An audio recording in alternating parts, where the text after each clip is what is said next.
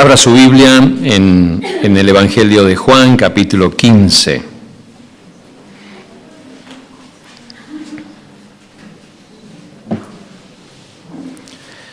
Y vamos a llamar a esta meditación en esta mañana Unión Vital. Unión Vital. En Juan 15 encontramos del verso 1 al verso 17 esta parábola que habla de Jesús. Y es uno de los términos que Jesús repite varias veces. Hay 7 expresiones de Jesús que dice yo soy, no, yo soy. Ustedes recuerdan que Jesús dijo, yo soy el camino, yo soy la verdad, yo soy la vida, yo soy la luz, yo soy el pan. Y ahora aquí dice, yo soy la vid verdadera. Pero no es ese el tema que quiero enfocar esta mañana, sino hablar sobre esta parábola y cuál es la enseñanza principal que tenemos aquí en la parábola de la vid. El concepto y la verdad de la vid no era algo nuevo para el pueblo de Israel. La nación de Israel es vista por Dios como una viña. Y hay varias referencias en las Escrituras a eso. Por ejemplo, vamos a ir al libro de Isaías capítulo 5 para hacer una referencia en el Antiguo Testamento de Israel como la viña de Dios. Isaías capítulo 5 del verso 1 al 7 dice parábola de la viña allí. Y observen que dice en el verso 6, haré que quede desierta, no será podada ni cavada, y crecerá el cardo y los espinos, y aún a las nubes mandaré que no derramen lluvia sobre ella. Ciertamente la viña de Jehová de los ejércitos es la casa de Israel, y los hombres de Judá planta deliciosa suya. Esperaba juicio, y aquí vileza, justicia, y he aquí clamor. Esta es la viña que Dios ve a Israel como una viña, pero esperaba de esta viña, dice aquí, una planta deliciosa, esperaba juicio y el resultado que encontró vileza, esperaba justicia y encontró clamor. Entonces la viña de Dios no estaba dando el resultado que él estaba esperando, o sea, no había cambios en la vida de las personas.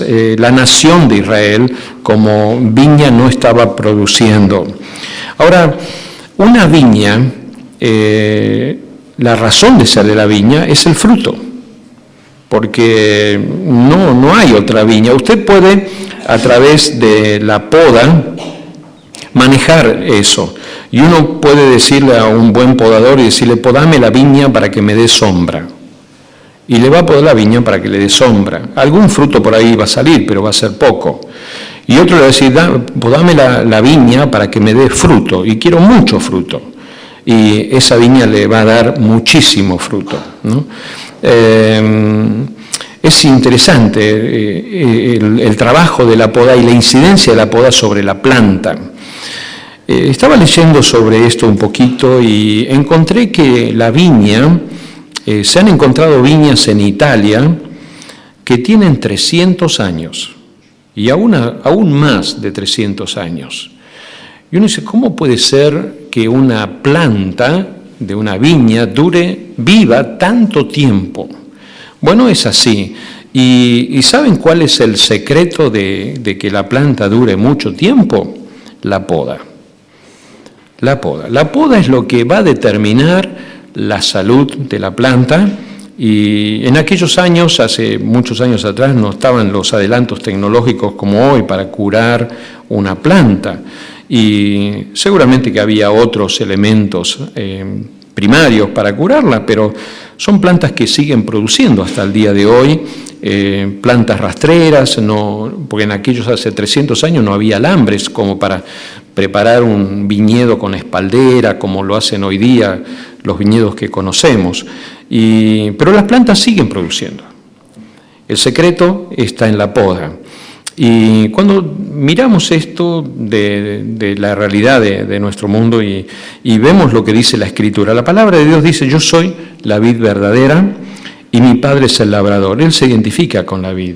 Porque la vid es una planta que evidentemente puede vivir mucho tiempo. Él es la vid, Él es eterno, Él vive para siempre, ¿no? Y después dice, todo pámpano que en mí no lleva fruto, lo quitará. Mire, la poda, ahí está la poda, ahí nomás. Está la poda. ¿Por qué? Porque la vid va a depender muchísimo de la poda. ¿Por qué? Porque lo que se espera es que haya fruto en la planta. Porque dice aquí, todo pámpano que en mí no lleva fruto, lo quitará. Si usted lee capítulo 15, el verso 17, lo desafío a leerlo después con un lápiz en la mano y hacer algunas marcas. Y usted vea cuántas veces se repite la palabra permanecer y cuántas veces se repite la palabra fruto, que son las palabras que más se repiten en este pasaje bíblico. Bueno, le ayudo a resolverlo, así usted no tiene problema y yo tampoco. Va a tener 11 veces que dice permanecer y va a tener apenas unas 5 veces que dice fruto, si mal no me acuerdo, porque estoy manejándolo de memoria. 11 veces permanecer y 5 veces fruto en esto. Evidentemente, el enfoque que tiene la parábola y la enseñanza está en estos dos temas, porque es el énfasis que hay aquí, ¿no?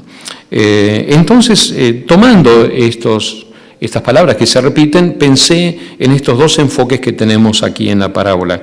Y en primer lugar quiero hablar de una fuente de vida para la vida.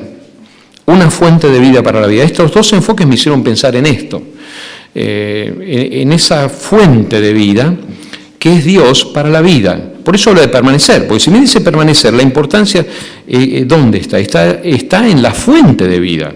¿Y la fuente de vida cuál es? La viña, la raíz, el tronco, las raíces, la planta, esa planta que allí en Europa está por tantos años plantada y sigue produciendo, todos los años sigue produciendo, ¿no? Entonces, hay ahí una realidad. Tengo que estar cerca de esa fuente de vida. Entonces vamos a hablar un poquito acerca de esa fuente de vida, para nosotros, ¿no? En el versículo 1 dice Jesús, yo soy la vid verdadera. Eso me dio más pie también para pensar en esto, en esta fuente de vida. Él es la vid verdadera, Él es la esencia. Observen que lo que habíamos leído antes en Isaías, hay otros pasajes como Ezequiel, capítulo 15, Jeremías capítulo 2, Ezequiel capítulo 19, todos pasajes del Antiguo Testamento que hablan acerca de la viña y cómo se fue deteriorando la vid, ¿no? La planta que fue Israel. Ahora, si los frutos fueron malos es porque se deterioró la planta y se deterioró por no hacer las actividades y por no actuar sabiamente sobre la planta cuando Israel tenía que actuar. Y entonces la planta se deterioró, se enfermó y, por supuesto, después el fruto fue no adecuado. En Isaías capítulo 5, verso 7, lo leímos recién, y tengo esta traducción en lenguaje actual que dice de esta manera, mire, creo que aparece ahí en la pantalla, ahí lo tiene usted. Mi viña, mi plantación más querida son ustedes, pueblo de Israel. Son ustedes, pueblo de Judá. Yo, el Dios Todopoderoso, esperaba de ustedes obediencia, pero solo encuentro desobediencia. Esperaba justicia, pero solo encuentro injusticia. ¿Qué contraste que hay entre lo que fue el producto de Israel y lo que es el mismo Señor? Él se presenta como la vid verdadera, la vid válida. ¿Y a dónde vamos a estar unidos nosotros? La fuente de vida para la vida es Jesucristo, no es otra cosa. Israel se apartó de Dios vez tras vez y procuró, por medio de su propia producción, lograr agradar a Dios, o a veces ni siquiera eso. A través de su propio camino procuró vivir de una manera que pensaba que era agradable a Dios, pero sin embargo Israel se equivocó vez tras vez hasta que Dios dijo basta y vino el cautiverio y la vid que era Israel se perdió y Dios tuvo que trabajar en un pueblo nuevo, en una nación nueva, y hacer cambios muy profundos, porque se habían apartado del Señor. Jesús es la vid verdadera. Y dice aquí en Juan 1:14, ¿desde cuándo fue plantada esta vid verdadera?